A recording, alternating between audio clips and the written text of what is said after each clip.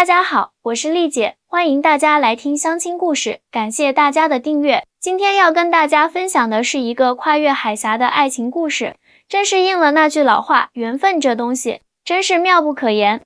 这个故事的女主角小雨是个成都网红，而男主角阿杰则是个台东男子，两个看似八竿子打不着的人，却因为一场直播结缘，简直就是现代版的牛郎织女啊。说到小雨，那可真是个性格爆棚的姑娘，在成都做直播已经3年了，粉丝量也有小几十万，每天直播卖货、聊天，日子过得红红火火。她性格直爽，长得又漂亮，一头飘逸的长发，大眼睛水汪汪的，皮肤白皙，在镜头前永远元气满满，是那种让人看了就忍不住想多看2眼的美女。去年夏天，小雨突发奇想，想着要去台湾旅游直播，给粉丝们带来不一样的内容。她那时候可真是信心满满，甚至在出发前的直播间里豪言壮语，台湾谁敢娶我，我要去台湾找老公了。这句话一出，直播间炸开了锅，弹幕疯狂刷屏，小雨姐这是要去扫荡台湾男人啊，给台湾小哥哥们提前点蜡烛，我姐这是要去拯救台湾低生育率吗？小雨哈哈大笑，还真就顺着网友的话往下说，就是我要去解救一下台湾的单身男同胞们，让他们知道大陆姑娘有多优秀。直播间里一片欢腾，小雨那股子自信劲儿，真是让人忍不住想为她点赞。不过我得说，小雨对台湾的认识，那时候还停留在台湾经济不行、台湾人生活水平低的刻板印象上，这也不能全怪她。很多大陆年轻人对台湾的了解确实有限，经常是道听途说。在小雨的想象中，她这个成都网红到了台湾肯定是凤凰落枝头，会引起轰动。带着这样的心态，小雨踏上了台湾之旅。一下飞机，小雨就惊呆了。桃园机场干净整洁，设施完善，比她想象的要现代化得多。坐上前往台北的高铁，更是让她眼前一亮。这哪是什么落后地区啊，简直跟大陆的1线城市没什么两样嘛。到了台北，小雨更是被震撼到了。繁华的商业区，林立的高楼，热闹的夜市，处处都透着发达和繁荣。她住进了一家精品旅店，环境优雅，服务周到，价格还不算贵，这和她印象中的台湾很穷完全不符啊。小雨赶紧开了直播，向粉丝们分享自己的所见所闻。大家好，我现在在台北啦，真的太出乎我意料了，这里一点都不像我想象的那样。她拿着手机转了一圈住的酒店，又走到窗边，拍了拍窗外的街景，你们看，这里的建筑、道路一点都不比成都差啊。而且人们的生活水平看起来很高，大家穿的都很时尚，到处都是高档品牌店。弹幕里有人问，那边消费水平高吗？小雨回答，说实话，确实不便宜。我今天随便在一家咖啡厅吃了个简餐，就花了将近100元新台币，折合人民币20多块，比国内贵一些。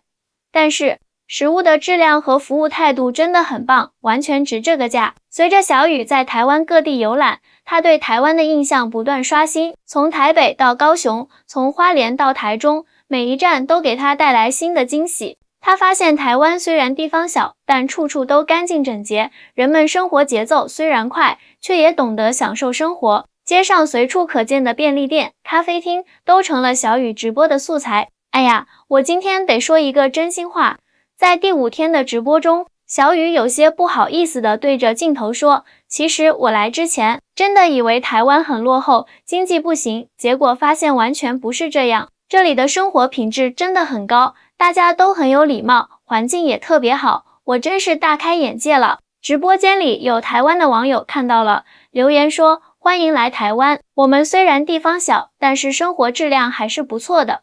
小雨连连点头，真的是，我感觉自己之前的认识太片面了。就这样，小雨的台湾之旅从台北一路玩到了台东。与繁华的台北不同，台东更多的是自然风光和慢生活的节奏。蓝天白云下，太平洋的海风轻轻吹拂，小雨感觉自己的心情也变得格外舒畅。台东的风景太美了，小雨在直播中感叹，这里的海、山、温泉，还有那些小众的文创园区，真的让人不想离开。就在台东的一家文创园区里，小雨遇见了阿杰。那是一个阳光明媚的下午，小雨正在园区里直播，介绍台东的文创产业。突然，他的镜头里闯入了一个男生，阿杰正在指导一群孩子制作陶艺。只见他蹲在孩子们中间，耐心地教他们如何揉捏陶泥，脸上带着温柔的笑容。阿杰长得不算特别帅，但有一种特别舒服的气质，一双眼睛清澈见底，说话的声音低沉好听。小雨的直播间立刻沸腾了，这个男生好有气质啊，看起来好温柔。小雨姐，去认识一下呀。小雨被弹幕怂恿着，鼓起勇气走了过去。你好，我是从大陆来的游客，正在做直播介绍台东的文化，可以采访你一下吗？阿杰抬头看了他一眼，露出友好的笑容。好啊，没问题。就这样，小雨采访了阿杰。原来他是台东本地人，大学毕业后选择回到家乡，在这家文创园区做文化推广工作，主要负责教孩子们手工艺。同时也经营着自己的陶艺工作室。为什么选择回台东呢？台北不是有更好的就业机会吗？小雨好奇地问。阿杰笑了笑，台北确实繁华，但台东有我爱的一切。这里的生活节奏慢，人情味浓。更重要的是，我觉得自己可以在这里做一些有意义的事情，比如把传统文化传递给下一代。这番话让小雨心里一动。在大陆，像他这样的年轻人，大多数都在拼命往北上广深这样的大城市挤，很少有人愿意回到小地方发展。而阿杰选择回归家乡的决定，让他感到新奇又钦佩。采访结束后，阿杰主动说：“你是第一次来台东吧？如果有什么不明白的地方，可以问我。”他掏出手机，加个 LINE 吧，有问题可以随时联系我。小雨有些意外，但还是加了阿杰的 LINE 呢。回到住处后，他忍不住在直播中和粉丝们分享，今天遇到一个台湾男生，感觉和大陆的男生真的很不一样。他特别温柔，说话也很有礼貌，而且对自己的选择很坚定，不像我认识的一些男生，总是很急躁，说话也比较直接。直播间里的粉丝起哄，哎呦，我们家小雨姐是不是动心了？这就是传说中的一见钟情。小雨姐勇敢追求啊！小雨笑着摇头，别瞎说啦，我就是觉得他这个人挺特别的，跟我想象中的台湾男生不太一样。但事实上，阿杰确实给小雨留下了深刻的印象。与他之前认识的那些性格张扬、办事雷厉风行的成都男生相比，阿杰的温和内敛、不急不躁，呈现出一种截然不同的魅力。第二天，小雨收到了阿杰的消息，今天有空吗？我可以带你去看看台东最美的海岸线。小雨犹豫了一下，还是答应了。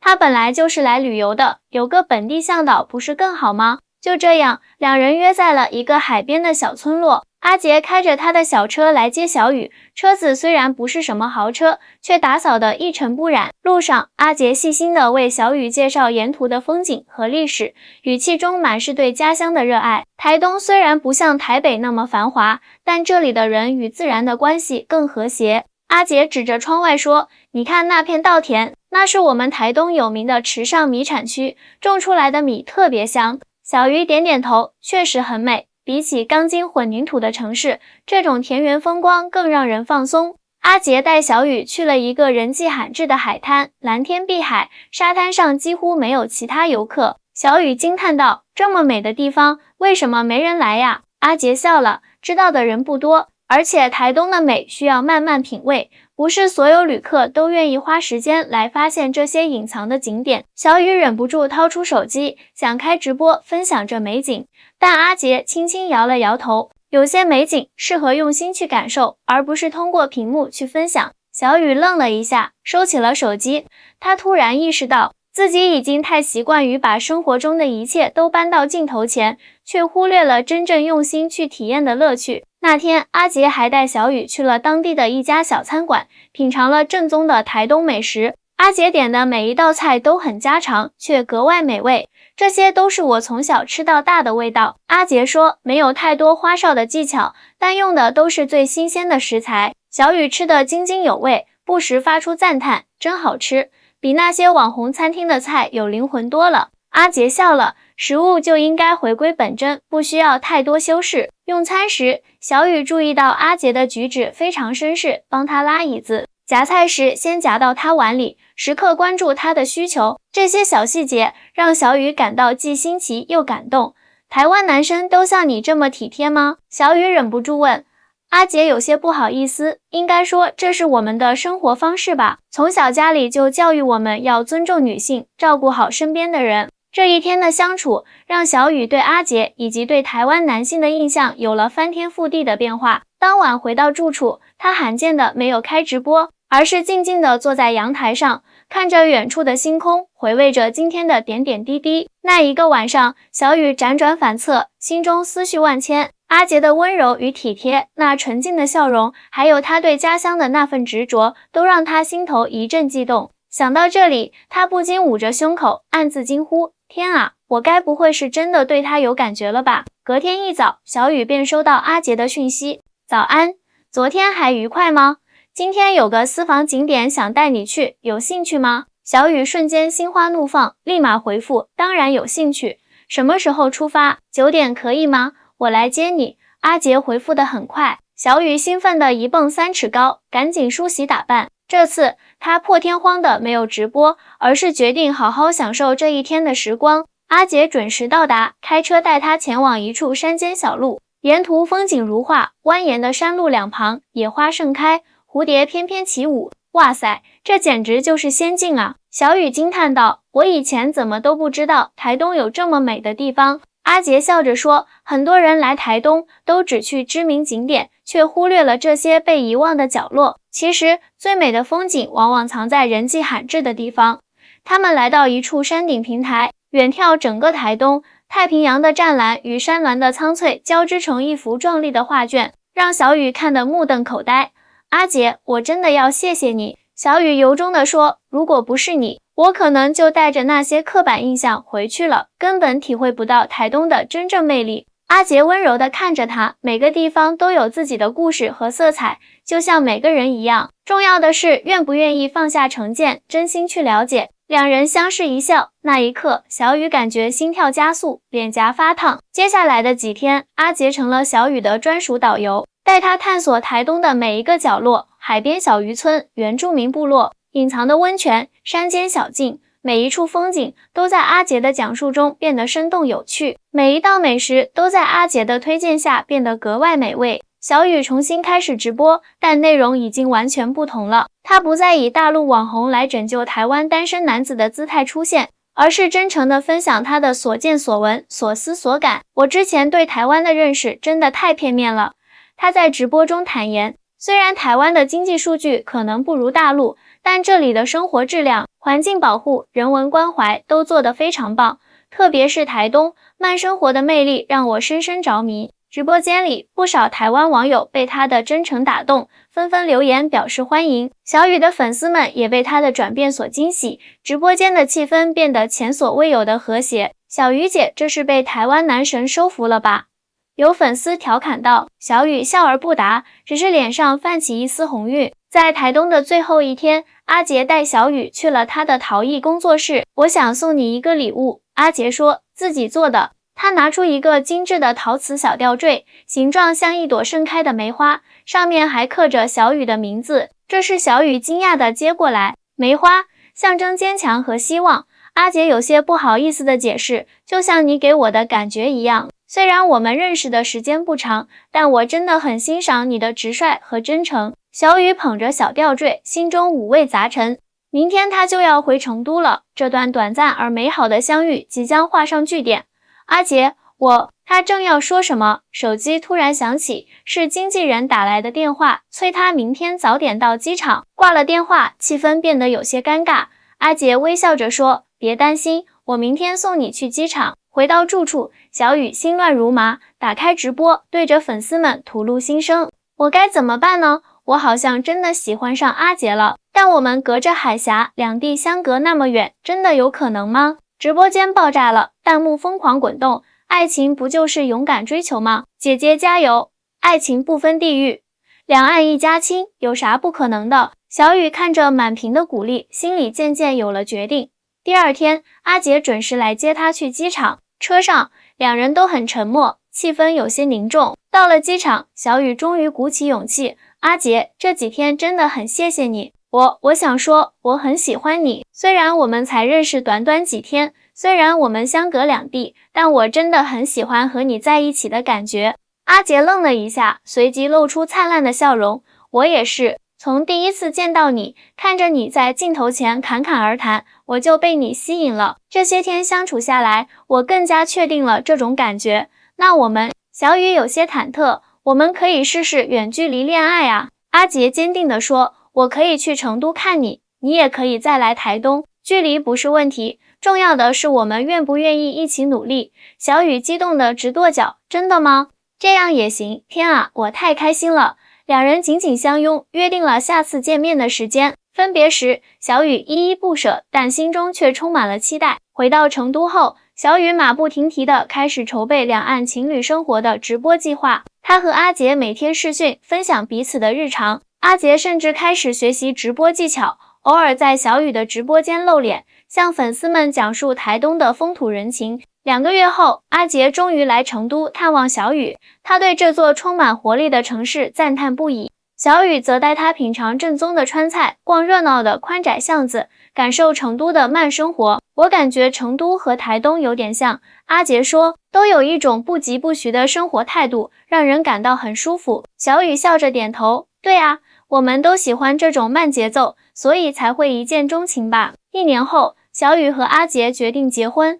婚礼选在台东的海边举行，简单而温馨。小雨的父母、亲友以及众多粉丝都远道而来参加这场跨海婚礼。想不到我随口一句去台湾找老公，竟然成真了。小雨在婚礼上笑着说，缘分这种东西真的是妙不可言啊。婚后，小雨和阿杰决定两地都生活，半年在成都，半年在台东。小雨继续她的直播事业，但内容更加丰富多元。他开始向粉丝们介绍真实的台湾，展示两岸民众的共同点和友好交流。而阿杰则在成都开了一家台湾文创店，将台东的手工艺品和文化带到大陆。他们的跨海恋爱故事成了网络上的热门话题，不少人被他们的勇气和真诚所感动。有人留言说，你们的故事让我相信，只要心中有爱，没有什么困难是跨越不了的。3年后，小雨和阿杰迎来了他们的第一个孩子，一个可爱的小女孩，取名海宁，寓意海峡宁静，两岸和平。这个名字真好。小雨的粉丝们纷纷点赞，希望小海宁长大后能够无忧无虑地往来于两岸，见证更多两岸民众的友好交流。如今，小雨和阿杰的故事已经成为了两岸交流的一个美丽象征。许多年轻人受到他们的启发，开始跨越隔阂，寻找真正的了解和友谊。小雨常说，爱情没有地域之分，真心也不分彼岸此岸。只要我们愿意放下成见，敞开心扉，就能发现，原来我们如此相似，又如此互补。是啊，就像阿杰送给小雨的那朵梅花吊坠一样，坚强而充满希望，无论风雨如何，都能绽放最美的笑容。这就是丽姐今天要分享的故事。亲爱的听众朋友们，你们觉得这个故事如何呢？是不是很浪漫、很励志？如果你也有类似的经历，欢迎在评论区留言分享哦。别忘了点赞、订阅我的频道，我是丽姐，下次再见。